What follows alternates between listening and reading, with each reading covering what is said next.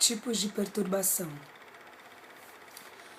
Dou ouvidos ao que minha mãe diz há mais de 40 anos. E dou ouvido ao que meu marido diz só há uns 5 anos. Antigamente eu achava que ela estava certa e ele não. Mas agora é mais comum achar que ele é quem está certo. Especialmente num dia como hoje, em que tive uma longa conversa telefônica com minha mãe a respeito do meu irmão e do meu pai. E depois uma conversa telefônica mais curta com meu marido a respeito da conversa com a minha mãe. Minha mãe estava preocupada porque magoou meu irmão quando ele telefonou para dizer que queria tirar férias para ir ajudá-los, já que minha mãe tinha acabado de sair do hospital. Ela lhe disse, embora não fosse verdade, que ele não devia vir, porque ela não estava em condições de receber hóspedes em casa, já que se sentiria na obrigação de fazer comida, por exemplo, mesmo estando tudo muito complicado por causa das muletas. Ele argumentou dizendo: não estou indo para ser hóspede. E agora ele não atende mais o telefone. Ela está com medo de ter acontecido alguma coisa com ele. E eu lhe disse que acho que não. Ele provavelmente acabou tirando férias mesmo e foi viajar sozinho. Ela se esquece de que ele já tem quase 50 anos, mas mesmo assim fico com pena deles terem magoado desse jeito. Pouco depois dela desligar, ligo pro meu marido para contar o telefonema.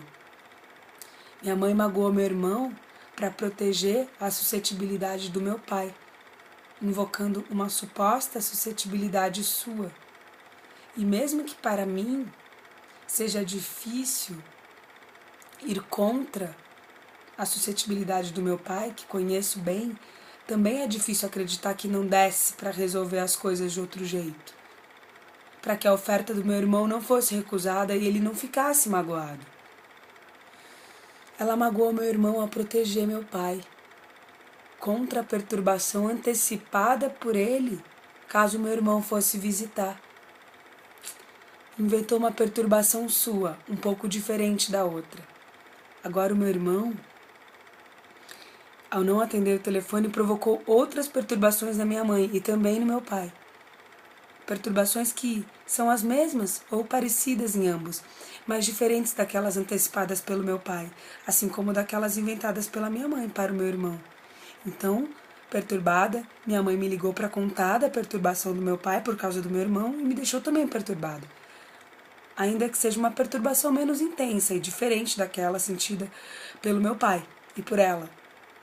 E diferente também da perturbação antecipada pelo meu pai e inventada pela minha mãe.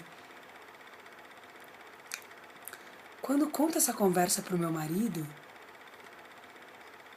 ele também fica perturbado. Com uma perturbação mais intensa do que a minha. E diferente daquela inventada e antecipada, respectivamente, pela minha mãe e pelo meu pai. Meu marido fica perturbado porque minha mãe recusou a ajuda oferecida pelo meu irmão, deixando-o, por sua vez, perturbado. E também por ela ter me contado da sua perturbação, fazendo com que eu também fique perturbada. Mais do que eu imagino, ele diz. Mas ele fica perturbado também de uma forma mais geral, por causa da perturbação imposta ao meu irmão por ela, mas imposta também a mim, mais do que eu imagino e mais frequentemente do que eu imagino. Quando ele diz isso, fico perturbada, mas é uma perturbação diferente, tanto em tipo quanto em grau, da sensação provocada pelo que minha mãe me contou. Uma vez que agora não é apenas por mim e pelo meu irmão, e também não apenas pelo meu pai na sua perturbação presente e antecipada, mas pela minha mãe, que dessa vez, mas também em geral, causa tanta perturbação, como meu marido diz com toda razão, sendo que ela mesma quase não se perturba.